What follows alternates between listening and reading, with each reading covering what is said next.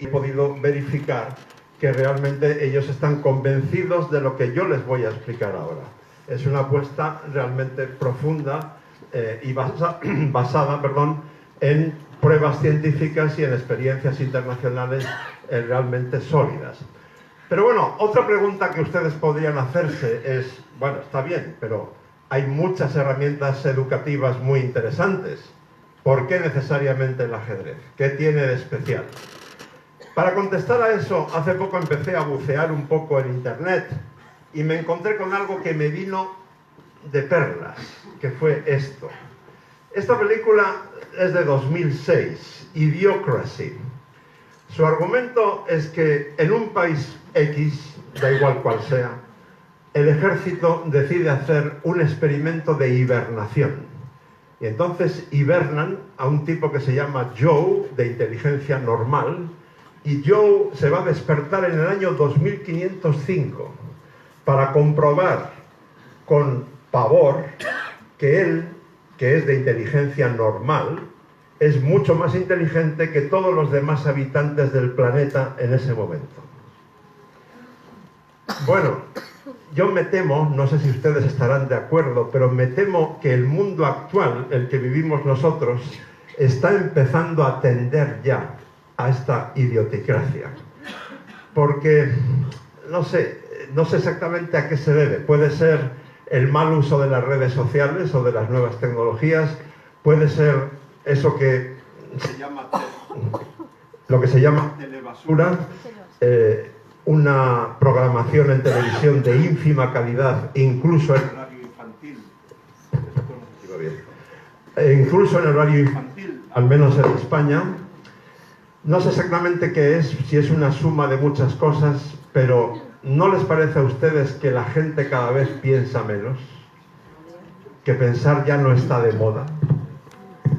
Y además, no lo digo solo yo. Por ejemplo, he encontrado en Montevideo, de donde vengo ahora, gracias, he encontrado en Montevideo este libro que va también en la misma línea. Y fíjense, hace solamente 2 semanas, Sloterdijk, que es uno de los filósofos más prestigiosos del mundo, dijo esto en una entrevista con mi periódico, con El País de España: la vida actual no invita a pensar. Y tal vez ahí tengamos la explicación de por qué hay millones de personas que están eligiendo democráticamente, y aquí voy a emplear la expresión más suave que se me ocurra, a individuos muy peculiares para presidir países muy importantes, tanto en América como en Europa. Y supongo que no hace falta que cite nombres. Bueno, lo importante es que sí necesitamos algo que haga de compensación, que equilibre esta balanza, que compense la tendencia a la idioticracia. Y qué mejor para equilibrarlo que un juego apasionante que consiste en pensar, donde la suerte no influye absolutamente para nada y que tiene un demostrado poder educativo, social y terapéutico, entre otras muchas razones. Fíjense bien en esta pantalla porque resume más de un siglo de investigaciones científicas y de experiencias internacionales. Mañana vamos a profundizar mucho más en todo esto, pero muy resumido. Los alumnos con quienes se emplea el ajedrez como herramienta educativa mejoran más su inteligencia en múltiples parámetros, incluida la inteligencia emocional, que es muy importante en el siglo XXI, y además obtienen mejores resultados, sobre todo en matemáticas y comprensión lectora, que son también 2 ámbitos muy importantes. En cuanto a matemáticas, hay varios estudios científicos que cito por ahí abajo, pero para mí el más convincente se hizo en la ciudad alemana de Trier, escrito Trier, y consistió en lo siguiente: curso de primaria, clase A, clase B. El profesor de matemáticas es el mismo en las 2 clases. En la clase A sustituimos 1 hora de matemáticas semanal por 1 hora de ajedrez orientado hacia las matemáticas. En la clase B siguen recibiendo 3 horas de matemáticas por semana sin ningún contacto con el ajedrez para nada. Durante 3 cursos consecutivos, la nota media de la clase A en matemáticas fue significativamente mejor que la de la clase B. Es decir, 2 horas de matemáticas puras más una de ajedrez orientado a las matemáticas, fueron más eficaces pedagógicamente que 3 horas de matemáticas. Tal vez a ustedes algunos se pregunten, bueno, ¿y por qué lectura? ¿Por qué tiene que ver el ajedrez con comprender mejor lo que uno lee? Bueno, básicamente tiene que ver con que el ajedrez desarrolla mucho la concentración. Los niños que están muy concentrados cuando leen, obviamente leen mejor, comprenden mejor lo que leen. Hay otra explicación un poco más sofisticada. Cuando leemos y cuando jugamos al ajedrez, nuestro proceso cerebral es muy similar. Estamos reconociendo signos, letras, piezas de distinto color, valor y tamaño. Estamos asociando esos signos entre sí, formamos frases, formamos combinaciones de jugadas y estamos sacando conclusiones de las asociaciones que acabamos de hacer. Significado de esta frase, quién está mejor en esta posición, las blancas o las negras y por qué, después de esta combinación de jugadas. Un cerebro acostumbrado a ese proceso mental con frecuencia porque juega al ajedrez, lógicamente cuando se pone a leer, aplica el mismo proceso cerebral y comprende mejor lo que lee. Bien, Gardner, muchos de ustedes lo sabrán, sobre todo si son docentes, es uno de los psicólogos más prominentes del mundo. Muy famoso por su teoría de que no tenemos una sola inteligencia, tenemos 9. Bueno, pues podemos asegurar, en algunos casos con pruebas científicas, en otros con experiencias muy largas en el tiempo, que el ajedrez desarrolla al menos 6 de las 9 y si se aplican los métodos que les voy a mostrar dentro de un momento con los niños pequeños de preescolar, incluso 8 de 9 porque también la musical y la corporal se pueden trabajar a partir del ajedrez. El ajedrez desarrolla un montón de cualidades, de valores. Voy a mostrarles muy rápidamente porque, insisto, es mañana cuando voy a profundizar mucho más en todo esto. Van a ver 4 pantallas de 6. Permítanme subrayar la autocrítica porque me parece importantísimo. Si yo ahora, por ejemplo, juego una partida con el gran maestro Pablo Zarnicki y él me gana, yo salgo de la sala pensando por qué me ha ganado Pablo, qué he hecho yo mal hoy, cuál ha sido mi error, qué debo hacer la próxima vez para no cometer el mismo error. Si ese proceso cerebral lo repito porque soy un jugador de ajedrez frecuente, es obvio que va a haber transferencia a mi vida real. Bueno, para ser exacto, es obvio salvo en el caso de que yo esté obsesionado por el ajedrez. Si estoy obsesionado por el ajedrez, como en mi vida no hay nada más que ajedrez, no hay donde transferir nada. Pero eso es una minoría muy pequeña. Y menos aún si hablamos de ajedrez educativo en la escuela. Entonces, es obvio que si yo estoy acostumbrado a la autocrítica como ajedrecista, la emplearé también en mi vida normal. Previsión de consecuencias, no hace falta que les explique que es importantísima, va a aparecer después en otro contexto, lo explicaré con un poco más de detalle, y las otras son de puro sentido común. Y de estas 6, bueno, ustedes ya saben que muchos creen que las mujeres son mucho mejores que los hombres atendiendo a varias cosas a la vez. Bueno, pues el ajedrez, digamos, contribuye a equilibrar un poco eso, porque si a ti te gusta mucho atacar, no debes concentrarte solo en la parte del tablero donde estás atacando. Tienes que atender también al contraataque de tu rival y tienes que tener una visión global del tablero y atender a varias cosas a la vez. Y el cálculo espacial, en mi partida con Pablo, la posición que a mí me interesa ver con mayúsculas no es la que estoy viendo con los ojos en el tablero que tenemos en el medio, sino la que mi mente está visualizando porque se puede producir dentro de 4 o 5 movimientos. Y por tanto es obvio que estoy desarrollando la visión espacial. Voy a saltarme porque para circunscribirme a los 30 minutos este vídeo hay que saltárselo. Y ahora vamos a otro asunto. A pesar de que tiene 1500 años de historia documentada, el ajedrez encaja perfectamente en el siglo XXI, por múltiples razones. Algunas están en esta pantalla. Por ejemplo, es el único deporte que se puede practicar por internet. Según qué hora sea en este lugar, en este momento, en cada lugar del mundo, puede haber millones de personas jugando al ajedrez por internet. Y eso es también muy útil en la enseñanza del ajedrez, por ejemplo en Argentina, donde algunas provincias tienen territorios muy vastos, enormes, muy difíciles de llegar físicamente a ellos. Internet puede resolver eso perfectamente. Pero donde me quiero parar un minuto aquí en el centro del escenario es en esta otra pantalla y en la primera línea en concreto, el pensamiento muy flexible. Esto que les voy a decir ahora me parece de importancia capital. Dentro de solo 10 años, más de la mitad de nuestros niños actuales van a ejercer profesiones que hoy todavía no existen, utilizando tecnología que aún no se ha inventado para resolver problemas que no se han producido todavía. Es decir, el mundo cambia a una velocidad vertiginosa.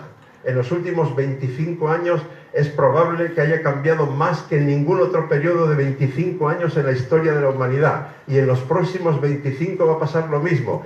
Y aquellos de ustedes que sean docentes, me temo que van a tener que enseñar lo que no saben. Por mucho que tengan mucha ilusión por su profesión y quieran estar al día, no van a poder. Por tanto, la capacidad de adaptarse a un mundo que cambia a toda velocidad, pensamiento flexible, va a ser una de las cualidades más importantes de cualquier ser humano en el siglo XXI, pero con un detalle, un matiz importantísimo. En mi partida con Pablo, en varios momentos de esa partida, seguro que una sola jugada suya o mía nos va a obligar a los dos a cambiar la evaluación de todo el tablero. Entonces nos tenemos que adaptar a una nueva situación. Pero, aquí está el pero, tenemos que hacerlo rapidísimo, porque el reloj está en marcha. Yo no puedo decir, como la última jugada de Pablo ha cambiado el tablero entero, ahora voy a pensar una hora. No, porque entonces pierdo por tiempo. Una vez más, un cerebro acostumbrado a ese proceso mental, porque juega al ajedrez con frecuencia, será transferido, esa cualidad será transferida a la vida real, ¿no? Cada vez que veo esta pantalla me emociono todavía, porque mi amigo Jorge Wagensberg murió hace un año aproximadamente. Era una de las mentes más brillantes que teníamos en España, físico, diseñador de museos en muchos lugares del mundo, etc. Y la primera vez que él dijo esto, yo pensaba que estaba de broma, porque al ajedrez se juega en silencio absoluto. Pero luego lo pensé y dije, es una frase genial, porque en mi partida con Pablo, ya famosa, cada una de sus jugadas me está hablando, me está diciendo cómo está pensando él. Y cada una de las jugadas que él no hace, pero que podía haber hecho, también me están diciendo lo que piensa. Y su lenguaje corporal, mientras juega conmigo, también me está diciendo cómo se siente. Luego, el ajedrez enseña a escuchar, y estarán ustedes de acuerdo conmigo en que saber escuchar es una de las cualidades más importantes en el siglo XXI. Supongo que no hay duda, ¿no? Aquí estamos pensando en esas tertulias de televisión. En España existen, y supongo que en Argentina también, donde nadie escucha a nadie y cada uno dice lo que quiere, pero no escucha lo que dicen los otros, ¿no? Esto sería como, bueno, un pequeño esquema de cómo está el ajedrez educativo en el mundo. Armenia está, digamos, en división de honor, pero es un país de difícil parangón, ¿no? Porque en Armenia el ajedrez como deporte es más popular que el fútbol. Y entonces el ajedrez es una asignatura obligatoria en los colegios.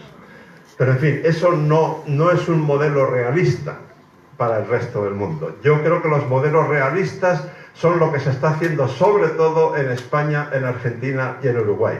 Pero como ven, de una manera u otra, el ajedrez se está extendiendo como herramienta educativa en muchos países del mundo.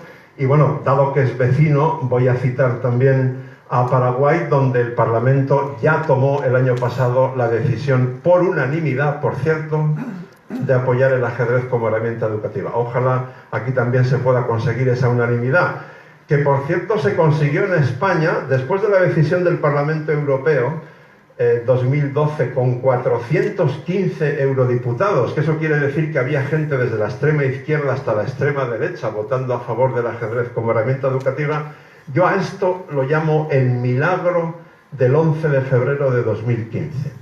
Porque no sé si estarán de acuerdo ustedes si lo aplicamos a Argentina, pero en España, que todos los partidos políticos, sin excepción, se pongan de acuerdo en algo, eso es un milagro. Hay que llamar al Vaticano inmediatamente cuando eso ocurre, porque ocurre muy de vez en cuando, ¿no? Y ese día ocurrió.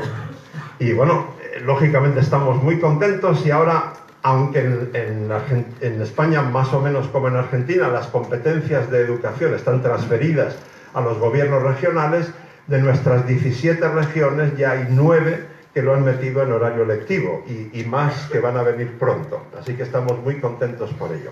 Ahora bien, pero ¿cómo se debe introducir el ajedrez en horario lectivo? Porque hay muchas maneras de hacerlo. Ojo, tampoco quiero despreciar en absoluto el ajedrez extracurricular. Dicho en pocas palabras, jugar al ajedrez de por sí ya es muy formativo. Eso que quede claro. Ahora bien, utilizarlo como una herramienta educativa, sobre todo por maestros de escuela profesionales, o bien, excepcionalmente, por ajedrecistas bien preparados en pedagogía, es mucho más educativo. Vale, hasta ahí supongo que podemos estar de acuerdo todos. Ahora bien, una vez que hemos decidido meterlo en horario lectivo, nuestra aspiración es, bueno, que tenga su propia hora. Eso es lo ideal, sin duda. Pero ahí tenemos problemas prácticos. Porque imagínense que cada uno de ustedes es el director de una escuela. Entonces, con estos argumentos que he explicado y muchos más con los que podría seguir, les he convencido ya a todos de que el ajedrez es una herramienta pedagógica fantástica. Pero entonces surge la pregunta del $1.000.000. Muy bien, y ahora, ¿qué quito yo de la currícula para meter ajedrez en su lugar? Y mi respuesta es nada. No tienes que quitar nada, al menos en una primera fase. Lo que puedes hacer, lo que está funcionando magníficamente en varios países, especialmente en España, es utilizarlo de forma transversal, por ejemplo, junto a la inteligencia emocional, que ya, insisto, es importantísima hoy, o de manera interdisciplinar en clase de matemáticas, de lengua, de historia, de idioma extranjero, educación física, tecnología, plástica, etcétera, etcétera. Lo que sí está ocurriendo en muchos casos es que después de 1 o 2 años de este tipo de utilización, entonces la dirección de la escuela decide que el ajedrez tenga su propia hora porque está funcionando muy bien. Eso creo yo que es, digamos, el enfoque más apropiado. Bien, pequeños ejemplos, mañana, insisto, lo voy a tratar esto de manera mucho más detallada. Pequeños ejemplos de cómo utilizarlo, por ejemplo, transversalmente en inteligencia emocional. Fíjense bien en esta fotografía. Esos 8 niños, el ambiente en el aula, en esta aula, era irrespirable. Era un verdadero tormento para la maestra, mi compañera profesional Lorena García, psicopedagoga de inteligencia emocional, decidió resolver el problema haciendo esto. Han formado un equipo. Aquí, en el suelo, aquí hay un tablero de ajedrez con un montón de piezas, cada una en su casilla. El capitán del equipo es el de la camiseta roja y ha repartido el trabajo. Ha dicho, tú vas a acordarte de todos los peones blancos, tú de los negros, tú de los alfiles, tú de los caballos, etc. Y tienen solo 1 minuto para reconstruir, o sea, les retiran las piezas y tienen que reconstruir la posición entera. Y están compitiendo con otros grupos de la misma aula que están haciendo lo mismo. El resultado fue que después de 2 o 3 días de este ejercicio, las relaciones humanas entre estos chicos y chicas mejoró considerablemente. Esto tiene que ver con un estudio científico de la Universidad de La Laguna en Tenerife, donde se comparó a alumnos ajedrecistas con alumnos que jugaban al fútbol y al baloncesto, que son deportes de equipo. Y por tanto, si hablamos de inteligencia emocional, de cualidades socioafectivas, en teoría un deporte de equipo debería ser mejor que un deporte individual como el ajedrez. Y sin embargo, el resultado fue que por primera vez se demostró que el ajedrez no solo desarrolla la inteligencia cognitiva, eso ya lo sabíamos, sino también la inteligencia emocional. Un ejemplo tomado de mi amigo y compañero argentino Juan Luis Jauregui Berri sobre cómo aplicar el ajedrez de forma interdisciplinar en clase de matemáticas. Para casi todos nosotros, y creo que me puedo arriesgar a decir esto, salvo algún privilegiado que haya sido excepcionalmente bien educado en matemáticas, cuando pensamos en un rectángulo, estamos viendo un rectángulo derecho. Esto es un rectángulo. Pero si le damos a una niña o niño de 7 años que sepa mover las piezas un alfil, en 3 segundos nos construye un rectángulo torcido, inclinado. Y el maestro, a partir de esos 3 segundos, puede enseñar 3 cosas muy interesantes. Primera, no busquéis solo rectángulos derechos porque pueden estar inclinados. Segunda, por extensión, muchas figuras geométricas pueden estar inclinadas, no necesariamente derechas. Y tercera, la más importante, tú no eres el centro del mundo y todo tiene que adaptarse a ti, sino que eres tú quien tiene que adaptarse a cómo son las cosas en realidad. Y si de pronto tienes que ponerte así para comprender que esto es un rectángulo, no esperes a que se ponga recto para afirmar que es un rectángulo. Esto es un cuadro, esta página y la siguiente son un esquema de cómo el ajedrez está funcionando muy bien, no solamente con personas, niños o adultos convencionales, sino también con personas especiales.